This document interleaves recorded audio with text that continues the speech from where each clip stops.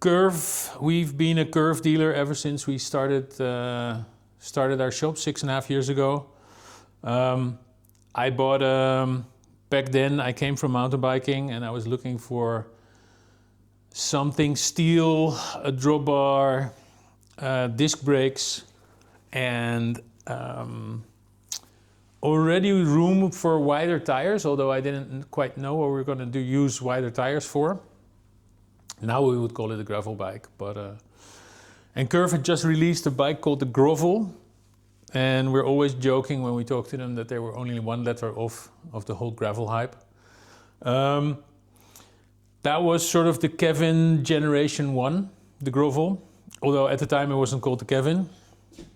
The official name of this bike is the GXR, and this is the 4th generation. Available only in titanium at the moment. Curve is working on a steel version of this bike, but it's going to take some more time, probably later in 2026. Yeah, and it's a progressive gravel bike made out of titanium, and we actually build quite a few of these per year. And this is the latest one going out the door.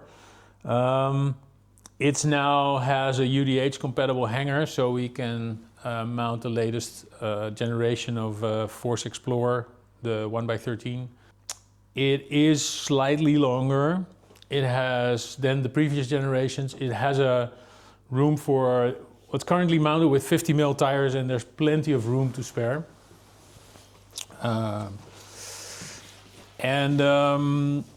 Yeah, it's anything that a modern gravel bike should be, but made out of titanium. So this bike's still going to be riding around in 10 or 15 years. So what we tend to do with the titanium bikes, because they look so understated, is we like to add some slight dashes of color. And it's always a customer's choice on what we put on there. In this case, we used Hope Pro 5 hubs, which are available in 6 or 7 colors. Purple always makes it really look good, and the Hope's quality, even in super shitty weather conditions, is beyond anything that's out there. For wheels, our old mechanic Melvin has started a small wheel building business, so he does a lot of our custom wheel builds, and he uses unbranded Asian rims laced to the Hope hubs, which at the end delivers a super lightweight wheel set at quite a reasonable price, and also not with some garish branding on it, which gives a nice understated look to the bike. We feel that you should always build a titanium bike with a titanium seat post, because it preserves some of the super nice dampening and flexing characteristics of the material. And yeah, we are, like, I personally love to add a bit of suspension to a gravel bike. Maybe it's because I'm old, or maybe it's because my wrists are screwed up from years of riding bikepacking races and ultra racing, that I love it if my handlebar has a little bit of give on the rougher surfaces. We mostly use the redshift stem because they're pretty readily available, and you can tune them a little bit to how soft or how hard they are. There's 2 rubber elastomers in here, which give you a bit of a sense of control over how flexy or non-flexy the suspension is. People kind of underestimate how much comfort this can deliver on your bike. And you usually don't notice when you have it on, and then later when you ride with a regular stem, all of a sudden you feel how harsh it is.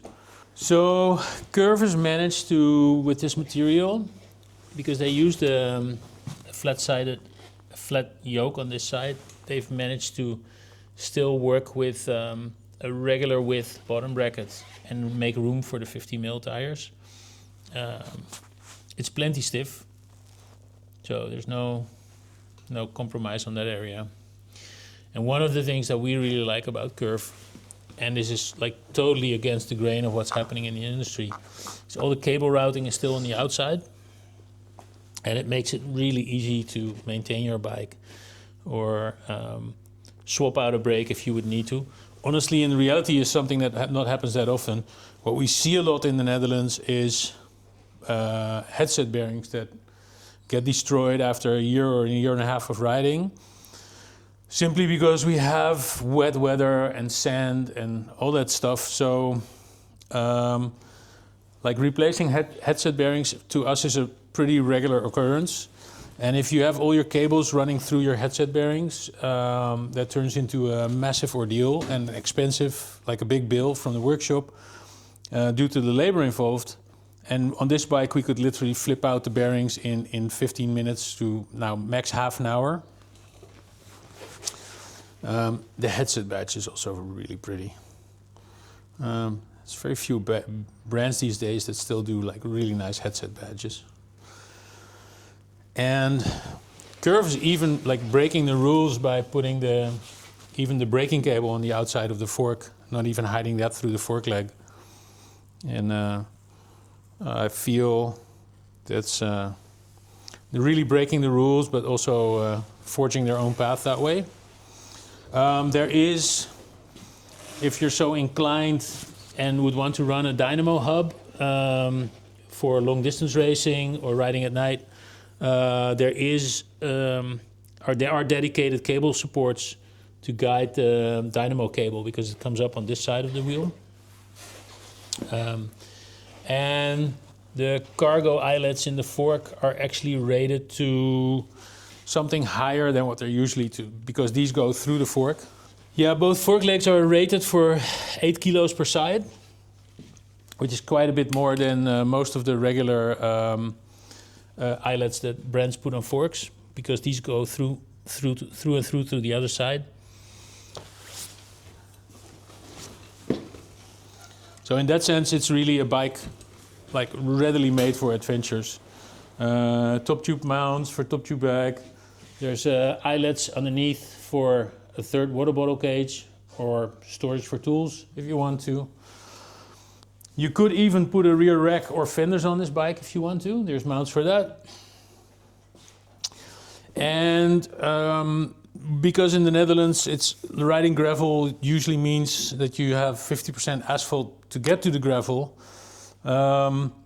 With this customer, we discussed a very nice compromise between a gravel tire and something that runs relatively smooth on asphalt. And we landed on Schwalbe's G1 Overland Pro, which has the same casing as their... the Overland Pro is a bit of a commuter tire, or that's kind of how Schwalbe markets it. But the Overland Pros have the same casing and structure as their regular G1 racing tires. And these closely spaced knobs make the bike relatively fast on asphalt, but still have good cornering knobs and lots of grip when you ride it on asphalt, on unpaved sections. The group set is a full SRAM Force Explorer E1, so the latest version, 1x13, and everything, the whole group set is pretty much standard. It has the 1046 cassette, a 42 tooth chainring, which kind of makes sense for the Netherlands. You could even jump up to a 44. The crank length is 172.5, which is, this is an XL frame and the guy is pretty tall, over 1.90 meters. So in comparison, it's actually kind of shortish. And we see, like, maybe that's the Roglic effect. Everyone is going to slightly shorter cranks these days. Not a lot of people are actually going as short to a 165, although we see some roadies very much doing that. I feel on a gravel bike, when you're going down to a 165 and the bike is not for gravel racing, you lose a bit of leverage on the cranks when you go to such a short length. And I feel you would need to compensate with a smaller chainring. But I think for this tall guy, 172.5 is a very nice compromise.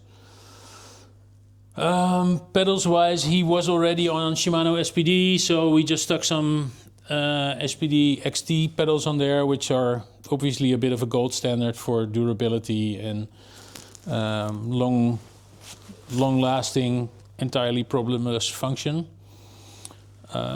We've put one King Cage titanium on. There will be a second one, but we ran out, so we had to reorder them. And yeah, all in all, it's such a lovely bike when you ride this. It just makes so much sense. Nothing outrageous or super spectacular going on. It's just everything about this bike is good and thorough. So that's it, a super sensible titanium modern gravel bike from one of our customers. We've got a ton of more of these builds coming up. Well, not these builds, several builds. So like and subscribe and follow our channel or follow us on Instagram, and we'll keep you posted on other cool stuff that's coming out of Wheel Runner. Thank you.